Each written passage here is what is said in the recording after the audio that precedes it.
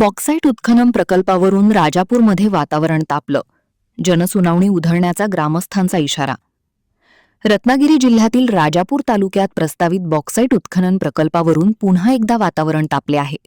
नाणार आणि सागवे गावांमध्ये प्रस्तावित असलेल्या या प्रकल्पाला स्थानिक ग्रामस्थांनी तीव्र विरोध दर्शवला असून विनाशकारी बॉक्साईट खाण प्रकल्प विरोधी संघर्ष समिती आक्रमक झालीय.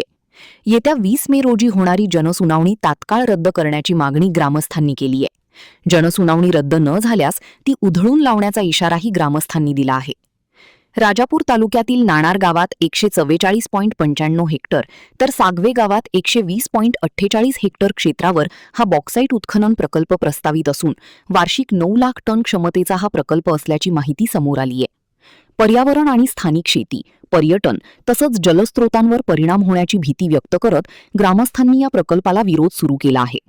दरम्यान बॉक्साईट उत्खननाविरोधात राजापूर पंचायत समितीने देखील विरोधाचा ठराव मंजूर केल्याने या आंदोलनाला अधिक बळ मिळाले आहे. नाणारमधील रिफायनरी विरोधातील संघर्षानंतर आता पुन्हा एकदा परिसरात संघर्षाची चिन्हे दिसू लागली आहेत. बॉक्साईटच्या प्रकल्पासंदर्भात जी जनसुनावणी होणार आहे ती उधळून लावणार अशी देखील आपली भूमिका आहे. काय सांगाल या संदर्भात? 2017 साली जो रिफायनरी प्रकल्प आला तो सुद्धा विनाशकारी होता आणि तो जसा आम्ही उधळून लावला, त्याची जनसुनावणी उधळून लावली, त्याचप्रमाणे येत्या 20 मेला जी जनसुनावणी नाणार बॉक्साईट संदर्भात होणार होती ती 26 मे रोजी आहे. ती सुद्धा आम्ही आता जी तुम्ही लोकसंख्या पाहताय त्याच्यापेक्षा हजारोच्या संख्येने आम्ही ग्रामस्थ उपस्थित राहून ती जनसुनावणी उधळून लावणार आहोत. आपलं नाव? माझं नाव श्रीमती सोनाली वसंत टुकूर, जिल्हा परिषद सदस्य. प्रस्तावित बॉक्साईट प्रकल्पाला इथल्या नाणार कुंभवडे परिसरातील सगळ्या जनतेचा ठाम विरोध आहे. त्याची काही शास्त्रीय कारणं किंवा पर्यावरणविषयक कारणं आपल्याला लक्षात घेणं आवश्यक आहे. नुसता भावनिक विरोध करून जमणार नाही, तर आपल्याला शास्त्रीय भूमिका विचारात घेणं आवश्यक आहे. कारण इथेच पाण्याचा मोठा प्रश्न निर्माण होणार आहे. कारण बॉक्साईटचा जो स्तर आहे तो नैसर्गिक एक स्पंजसारखं काम करतो. पावसाचं पाणी शोषून घेणं आणि खालच्या पातळीमध्ये तो टिकवून ठेवणं हे जे काम आहे ते उत्खनन केल्यामुळे नष्ट होईल आणि पाण्याच्या विहिरी, पाण्याच्या बोरवेल्स वगैरे सगळ्या कोरड्या पडतील.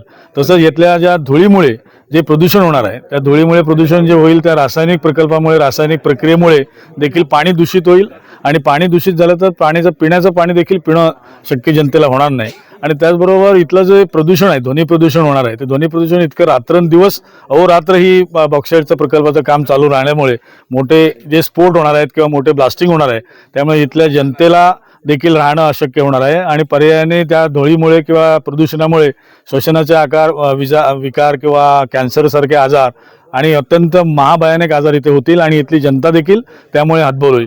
त्यामुळे या प्रकल्पाला या इथल्या जनतेचा ठाम विरोध आहे. या जनतेला शाश्वत विकास पाहिजे आहे. शाश्वत विकास असेल तर इथल्या जनता स्वागत करायला तयार आहे, पण विनाशकारी प्रकल्पाला इथल्या ठाम विरोध आहे आणि म्हणून ही जनसुनावणी रद्द झाली पाहिजे.